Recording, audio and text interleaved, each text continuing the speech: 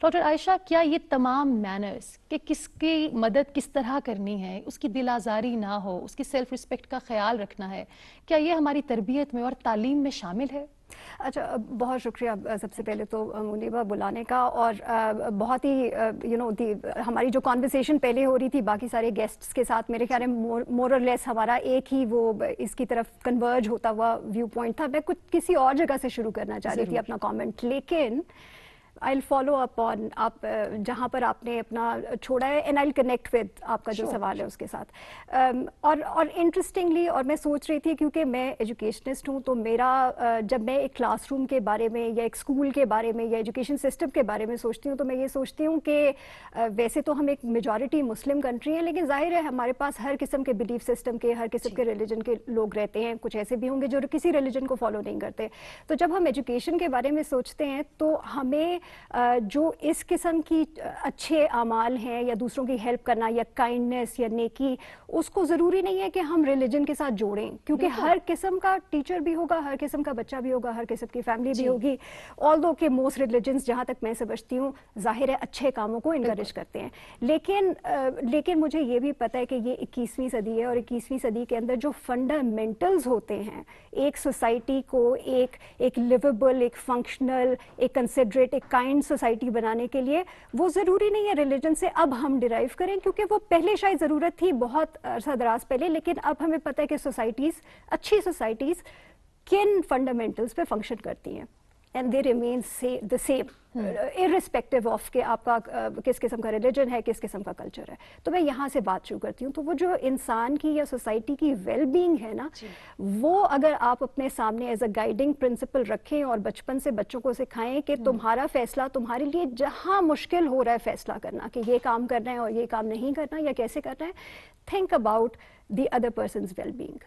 کیا یہ اس کی ویل بینگ کے لیے اچھا ہے یا نہیں. اپنی ویل بینگ کو بھی نہیں سیکریفائس کرنا، اپنے آپ کو بھی اپنے پیچھے نہیں رکھنا، لیکن آپ نے وہ بیلنس اسٹرائک کرنا ہے. تو آئی تھنک پھر وہ ساری چیزیں ایڈریس ہو جاتی ہیں کہ عزت نفس کا خیال رکھنا ہے اور شو بازی میں نہیں پڑنا اور صرف اپنا نہیں سوچنا. آئی تھنک وہ ایک فنڈامنٹل پرنسپل سامنے رکھیں تو سب چیزیں ایڈریس ہو جائیں گی. اچھا، اس کو ذرا تھوڑا سا اب وہ کیوں ضروری ہے اور اس کا پھر ایجوکیشن سے کیا تعلق ہے. دیکھیں، گیونگ اور یہ ساری چیزیں تو اس وقت اس میں آپ شامل ہوتے ہیں. آپ اپنے بیٹے کی بات بتا رہی تھی کہ آپ نے بچپن سے اس کی ایسی تربیت کی ہے کہ اس کو شروع سے پتا ہو کہ یہ اس کا بیہیویئر شروع سے ایسا بنے.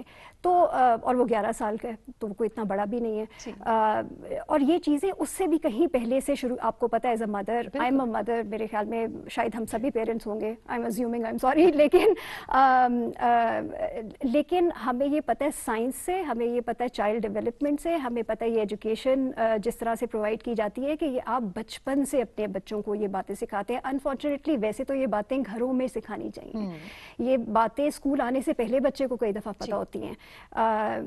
اور کیونکہ اچھا، سائنس کہتی ہے، جو ریسرچ اسٹڈیز ہیں وہ کہتی ہیں، آپ میں سے اگر آپ میں سے کسی کے بچوں نے بارنی کا شو دیکھا ہے، بارنی دا پرپل ڈائناسور، تو اس میں وہ ہیپی ہیلپر والا ایک کانسیپٹ ہے. اور دیر سائنس دیٹ سیز کہ بچے 14 مہینے سے لے کے 7 سال کی عمر تک فار انسٹنس ہیپی ہیلپر کی فیز ہوتی ہے. نیچرلی ان کے اندر انکلینیشن ہوتی ہے کہ وہ ہیلپ کریں. اب اس کی مینیفیسٹیشن ڈفرینٹ ہوتی ہے. وہ صرف اتنا بھی ہو سکتی ہے، وہ کائنڈنیس اتنی بھی ہو سکتی ہے کہ اپنے ماں کے پاس جا کے اس کو ہگ کر لیا، یا ماں نے کوئی اچھی چیز بنا کے دی تو آئی لو یو مامی، یا کچھ اس طرح کی بات کر لی، ٹھیک ہے.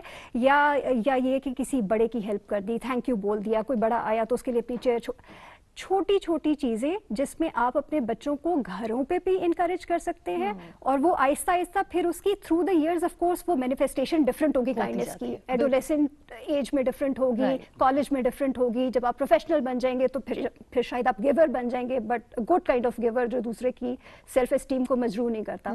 لیکن اسکول کے اندر بھی، and I finish my thought because I know you want to move to the next guest, لیکن to come to your question کہ اسکول کے اندر خاص طور پہ جب بچہ اسکول میں انٹر ہوتا ہے، پری اسکول لیول پہ اور پرائمری اسکول لیول پہ، انفارچونیٹلی ہمارے پاس جو ایمفیسس ہے نا کتابوں میں وہ یہ ہے کہ دیکھیں ہم نے کلاس 2 کی اردو کی بک میں یہ والا نیکی کا چیپٹر ایڈ کیا ہے نا، اس میں لکھا ہوا ہے کہ احمد نے حامد کی مدد کی اور دیکھو اس کو کتنا. This is not how you teach. ہاں، this is not how you teach.